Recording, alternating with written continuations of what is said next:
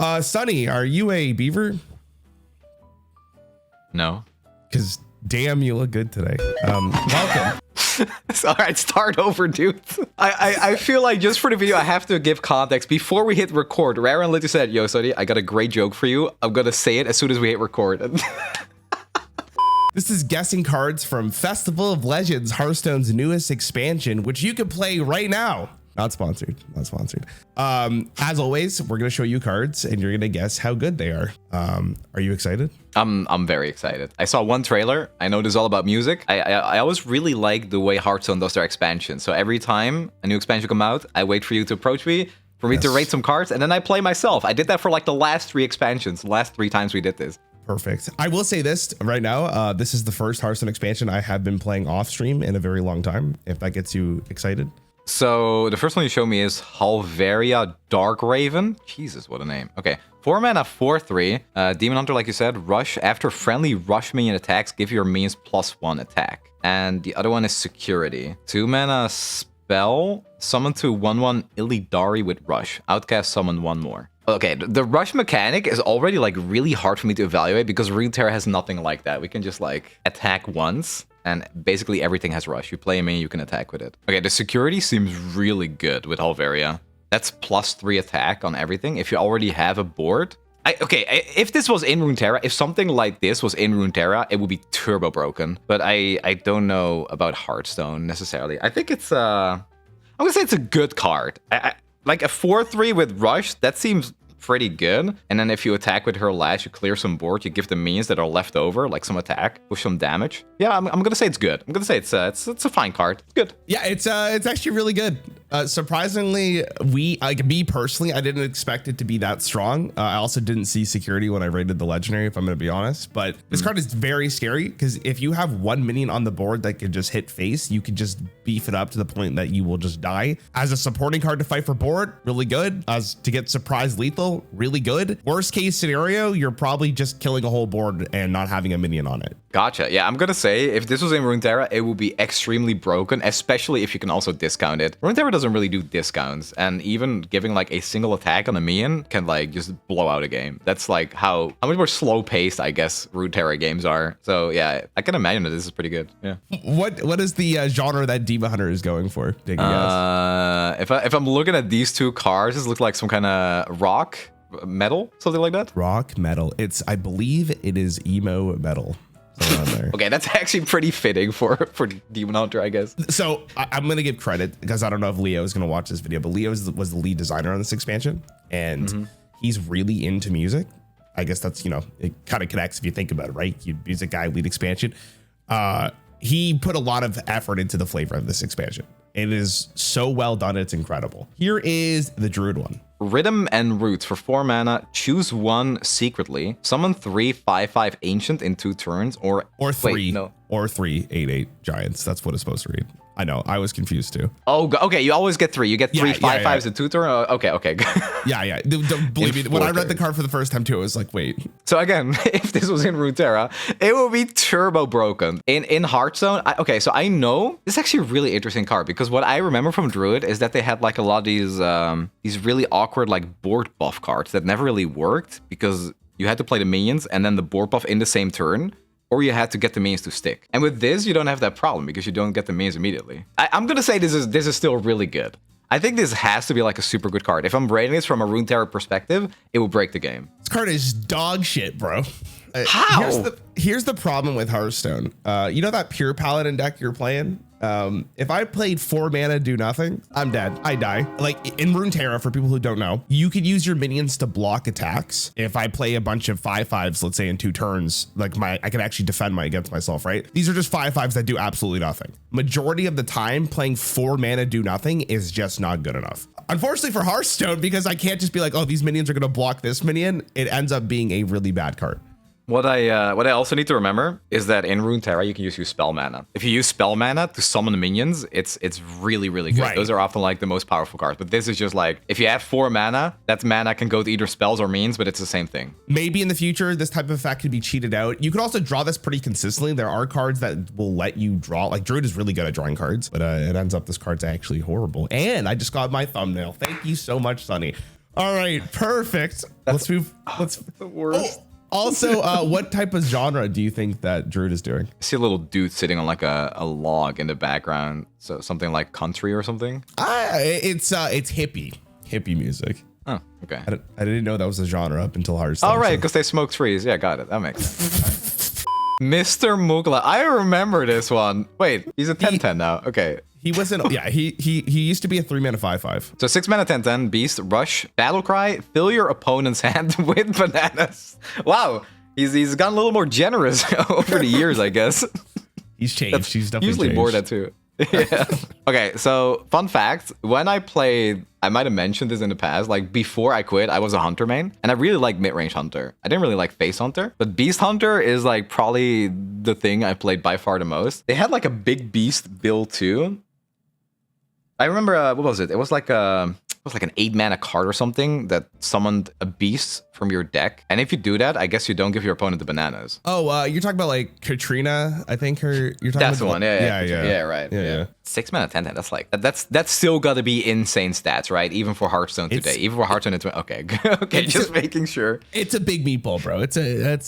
He's a big monkey meatball. I think it depends. I think for a mid-range hunter, I would like not be 100% sure if I'd put this in. But if there's something like a big beast hunter that does stuff like Katrina did in the past, I could imagine this is insanely good. Like this would be so good in that deck. It has to be. I'm gonna say this is also a really good card. Like everything you've shown me so far just seems really good. But maybe I'm just rating it too much like in Runeterra terms. But this seems nuts to me. This is a good card. There's nothing wrong with it. You're actually missing like one of the coolest parts about it is that if you play this card, they're burning their next draw because you're filling their hand with bananas. Oh, which is sometimes pretty relevant.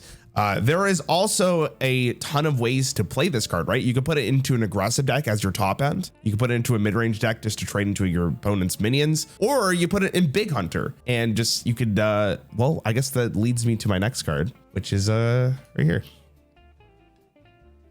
Oh, a 10 mana spell. Okay, Stranglethorn Heart. Tradable? So tradable is you could spend 1 mana to cycle this for another card in your deck. So you just draw another card, but you put that back into your deck. Oh, yeah. Okay. Resurrect all friendly beasts that cost 5 or more. What? Wait. Okay, so in Runeterra, there's a card called the Harrowing, which just says revive your strongest minions, like all of them. If you have an empty board, you have like a bunch of 10/10s die, your board will just be full of 10/10s, but they die at the end of the turn. But that's usually just enough to win the game immediately, and it had to get nerfed like I think twice already. So if you're playing like this kind of hunter deck, and you're already playing like really big meatballs, and somehow that's not enough to win, you can play the Stranglethorn Heart, fill your board again with all your big beasts, and then try to win that way. I would say this is a win more card, but the tradable tag makes it really interesting. If I'm playing against like a super grindy matchup, I can just keep this in my hand and win the game late game when they keep removing my beasts. But if you're against something like an aggro or mid-range deck, you can just trade it away, get a good card, or like just draw a card, I guess, instead. I wouldn't be surprised if this gets played just for the tradable tag, but if it wasn't for that, I'd say this is just win more and nothing beyond that. I'm gonna say it's just okay. Probably like not gonna be put in most of these decks to like maybe some decks do, maybe some decks don't. Just okay, just fine. I think your analysis there was really spot on.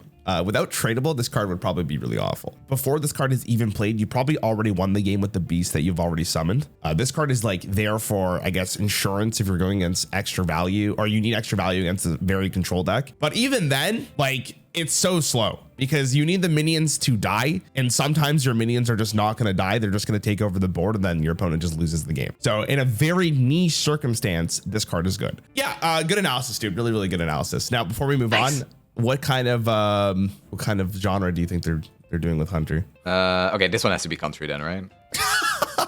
No, this one's folk, which is actually a completely different genre than country. Okay. This is the audio engineer Pozzik, right? I think it's okay. So I could be wrong, and I actually got tagged by one of the developers, Pozzik. Yeah. I think I brought him up in the Runeterra video. Yeah, you did. But yeah. I recognized the name immediately. Yeah, so I believe it's pronounced Pozzik.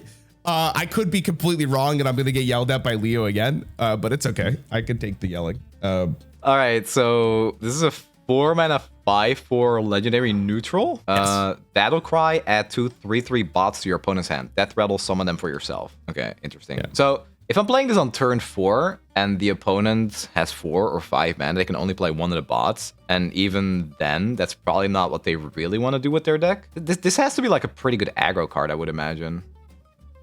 Like, in Runeterra, this would be unplayable, though. In Runeterra, you usually don't mind just playing a 3/3. If there's like a really specific aggro deck, like if Face Hunter still exists in Hearthstone, I would say they probably wouldn't mind playing this card. I'm gonna say unplayable everywhere else, though. Like in Runeterra, this would be trash. It would be absolutely unplayable. Wow. Yeah, it would be really, really bad. Because in Runeterra, it just doesn't matter. If my opponent's like, here's 2 3/3s, and I'm playing aggro, now you suddenly have 2 3/3s that you can just play whenever and block with. Because sometimes you don't have the perfect removal, and then you can just play a blocker. I thought this card was going to be an S tier card because, in my opinion, this is a very, very good statted minion for aggro decks. This is incredible. The bigger problem is that this card doesn't feel like an auto included in all aggro decks. And the reason for that is because most of the aggro decks currently in the format are very archetype specific. So like, for example, like there's Pure Paladin, right? This is a neutral card. There's Undead Priest. This isn't an undead. There's Pirate Rogue, right? It's just very specific on whether or not the archetype wants this card into your deck. Okay. What about this card? Before you get to this card, Finale is if this card spends the rest of your mana. Got it. Okay, I just want to say, I think it was yesterday or the day before, I came onto your stream for a good minute and all you were doing was yelling for Tony. And now I know who he is. Yeah. I still don't understand why. I had no idea who Tony was. I didn't even know he was a card. I just thought, I just hope you were okay. I'll give you some context there. I actually have the recorded footage of that. So if the signature cards that I brought up earlier, you can't craft them. You can only open them in packs. And I think they look pretty nice. And I think Tony, I really like Tony. I think he's probably one of my favorite cards they've designed in a very long time. So I was trying to open Tony as a signature card because there is a signature variant of him. I didn't get Tony, so. How much money did it cost you? Shut up. We don't have to talk about that. It's too much. Okay, 5 mana 4/6. Both players' decks are swapped. Finale, draw a card. Okay, what? No, so this is an aura. So basically, while he is on board and he is not silenced, your decks are swapped. So your opponent is drawing from your deck and you're drawing from your opponent's deck. Got it. Wow, that is actually such a freaking cool effect. This is a beautifully designed card. I'm just gonna say that. I love these type of effects. Sadly, I don't think they'll ever like Runeterra like to do more crazy stuff, but a thing like this I think is far too disruptive for the game. I don't think they'll ever do that. Man, but is this good or bad? That's I'm gonna say, like, just at first glance, I don't think this is super good, but I wouldn't be surprised if there was some kind of combo where you're like, you play Tony, destroy your entire deck, and then you destroy Tony, and you swap decks back, and then your opponent has no cards left, something like that. But it's probably gonna be nothing more than a meme deck. That's the only way I could see Tony be played, because if you're playing control, you don't really want your opponent to get your cards. Aggro definitely don't. Yeah, I don't think this is very good. I think this is a meme card. It's a fantastic meme card. Yeah. So Tony is, I think, like more of like a tech card, right? If you can use this, if you could utilize this card, it's phenomenal in a way. And the deck that I did get Legend with this month runs this card as the win condition. So basically what you do with the jail, I'll let you read the jailer first before I describe it. Destroy your deck for the rest of the game. Your minions are immune.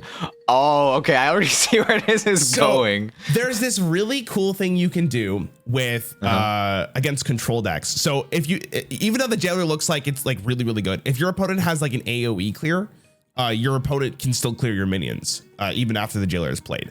But what you could do is you can go Tony first, steal their deck, then play the jailer, and then if they clear the board, they get no deck back. They get their deck swapped back. But if they don't clear your board, they just die to your minions. It's actually 5-head, and it's the best feeling in the world. And it's one of the reasons why I wanted Tony so bad is because I love that. It's for Druid. I love the deck so much. I think it was so much fun. Rarran, here's what I'm gonna do. Okay, I'm gonna buy 10 packs, and I'm gonna call it right now. In pack number 1, I'm gonna get the signature version of Tony. Don't talk to me after that. I don't even. Yeah, don't contact me if that happens. Actually. So this is E.T.C. While building your deck, assemble a band of 3 cards, and your battle cry is to choose one. So while you're making your deck, you have 3 cards that you can discover, and you put those 3 cards in your E.T.C. So they're not actually in your deck. They're inside the E.T.C.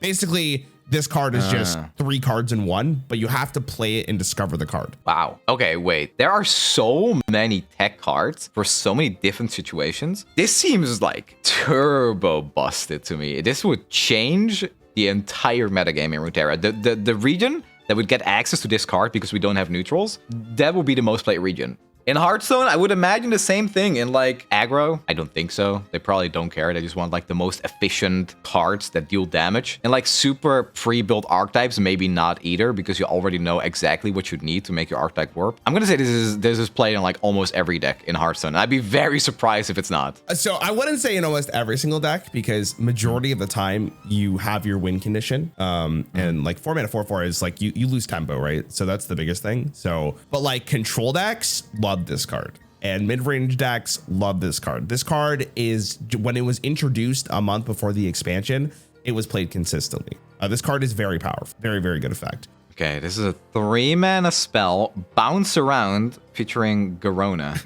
Okay. Return all I was gonna say probably the weirdest name in Hearthstone history.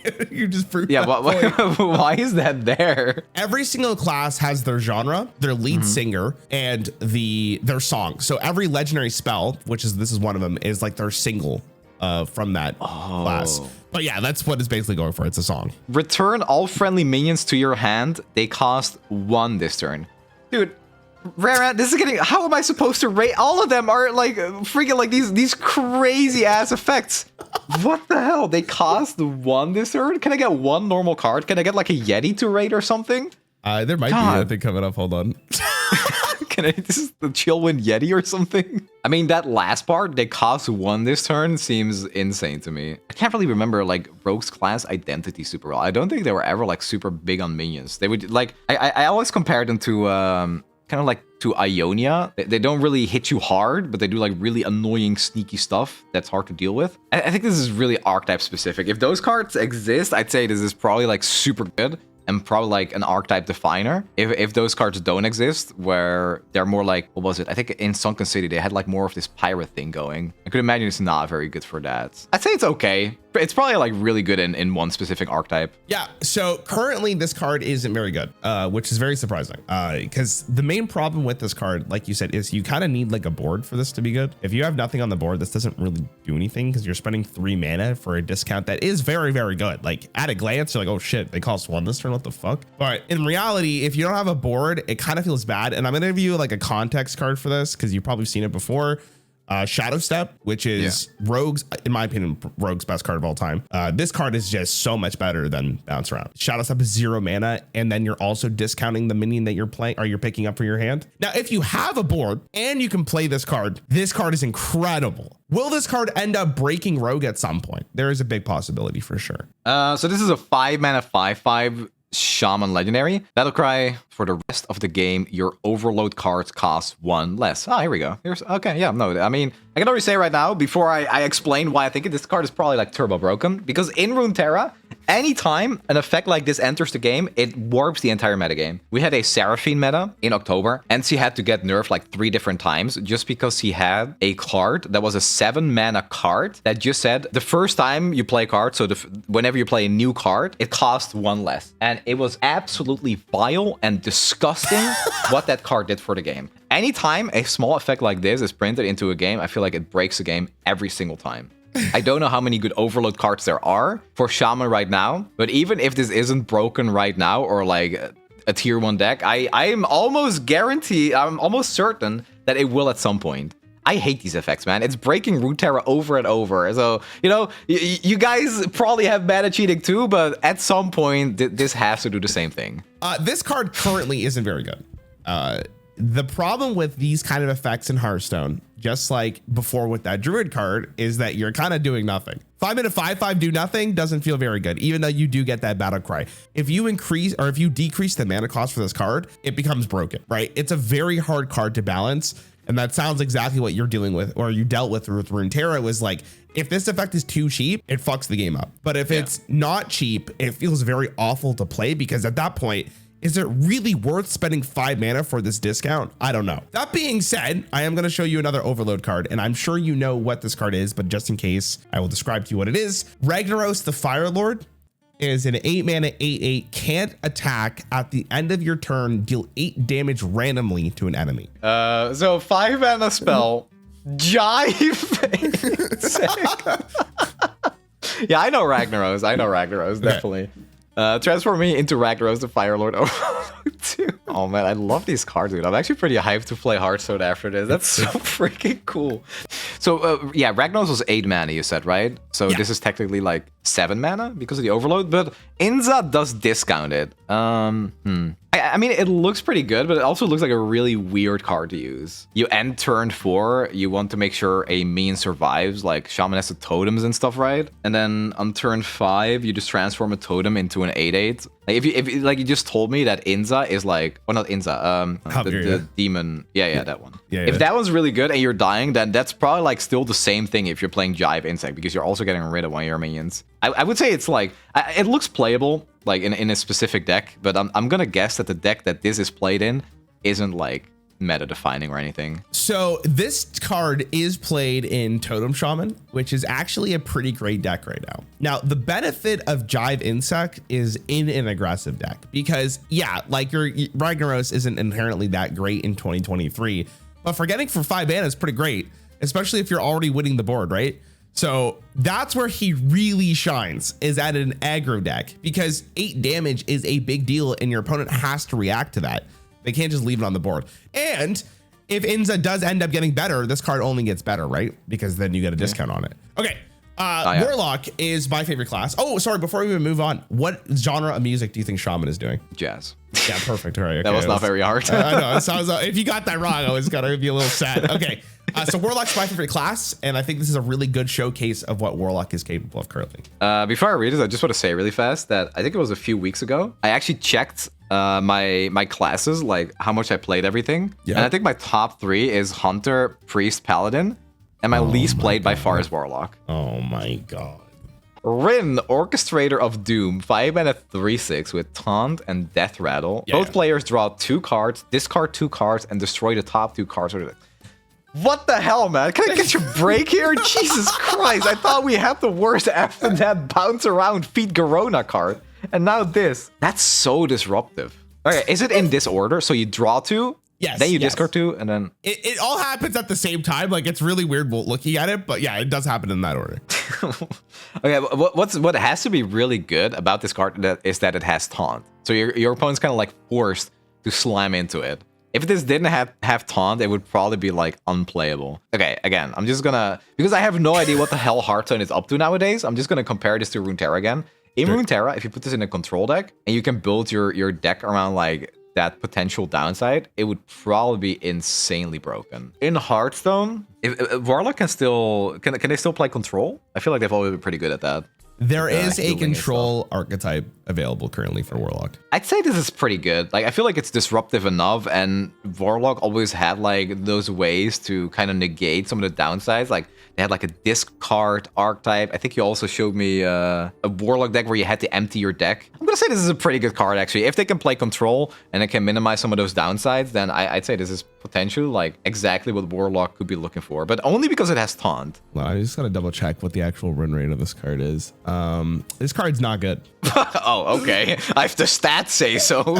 Well, so listen, you're talking to someone who loves this class. Here's the problem with this card. It is 5 mana for a 3/6 taunt, which is extremely awful. It's really bad. This is also what I would describe as a tech card. Do you think that an effect like this is going to be good against aggro? Absolutely not. Do you think this card is going to be good against a mid-range deck? No, probably not. Maybe against a slower control / combo deck, this might actually be very useful. But again, because it has Death Rattle, if your opponent's just playing a combo deck, they just ignore it. It's not that threatening. It's a 3/6. Why am I scared of that? Also, it hits you. So yeah, Rin kind of sucks.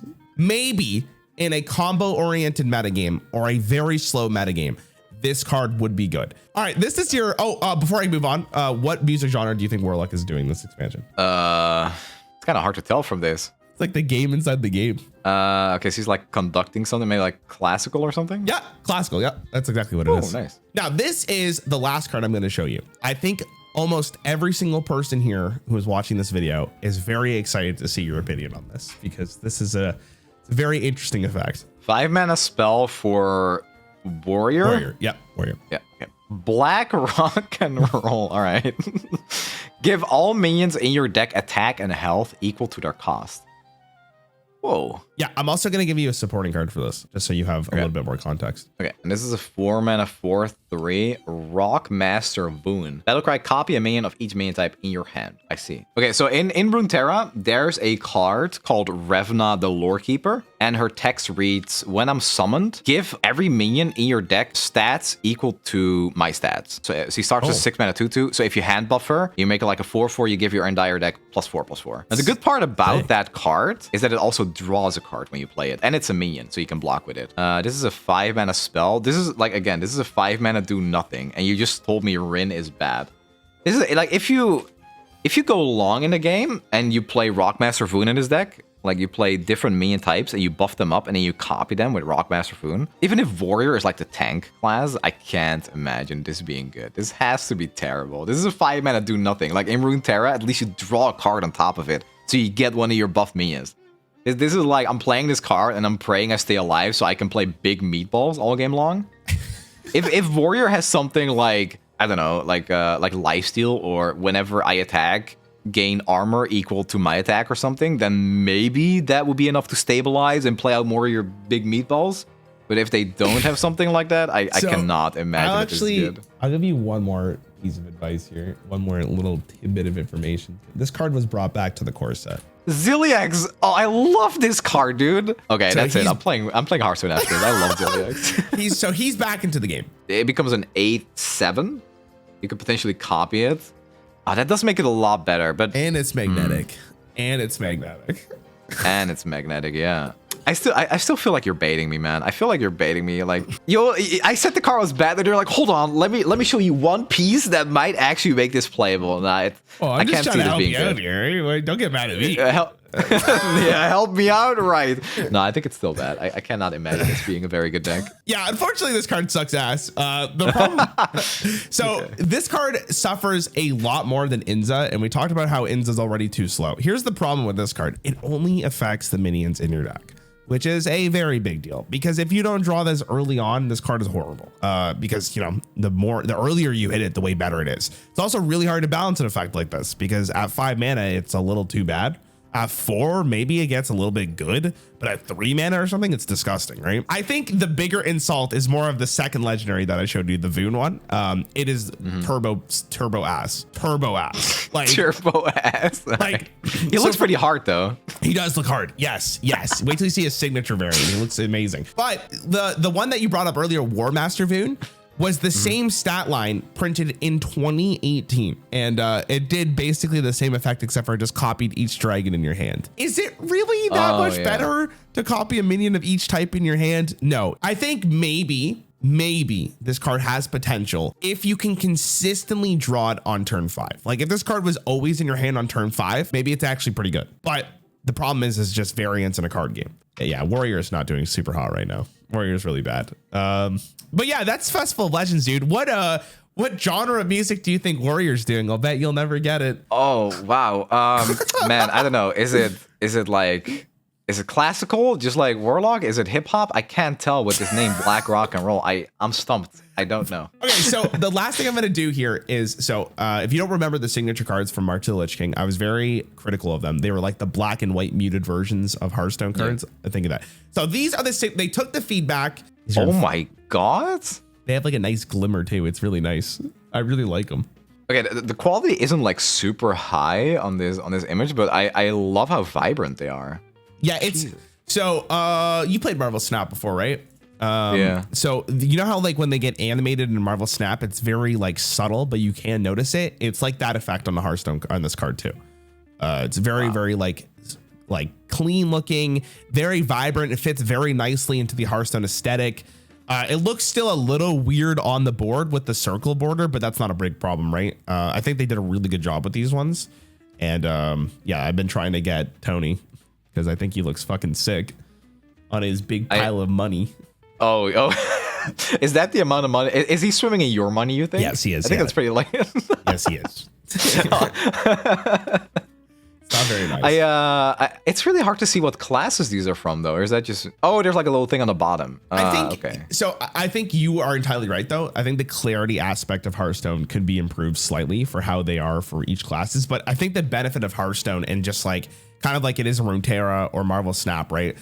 The second you see the card played the first time, it's pretty obvious what card it's for or what class it's for. Like once you see it once, you're like, okay, like I know that's a paladin card or I know that's a neutral card, whatever. So it gets easy. Sure, there's that like initial barrier, but it gets easier once you know. I'm gonna be completely honest. Like Runeterra actually lacks ways for you to spend money. I mean, I don't think you ever spend money in Hearthstone to make a card prismatic or golden or whatever it is in Hearthstone. In Runeterra, like for a whale like me, I tried to buy all the cool boards and guardians and whatnot and skins. Yeah. There just aren't that many. If they released these in Runeterra and they were like, you had a random chance of getting them, I think I'd go broke. Dude, that's what I'm saying, really man. Good. Yeah, now you see why I was so upset when I'm not getting fucking Tony after spent. I think I've spent total this expansion, like other than like the pre-order bundles, just to get the cards. Like I think like $300 just to try to get the signature cards. And I could give you shit for it, but I'd probably do the same thing. So yeah, he's swimming in our money. Yeah, if that was the case. But anyways, dude, that's Festival of Legends. Thanks for doing this video. Hearthstone is fun right now, I think, so you should go try it out. And yeah, dude, make sure you check out Snnuy, Runeterra Lord himself. Hell yeah. And thanks for having me. Yeah, have a really good time every time we do this.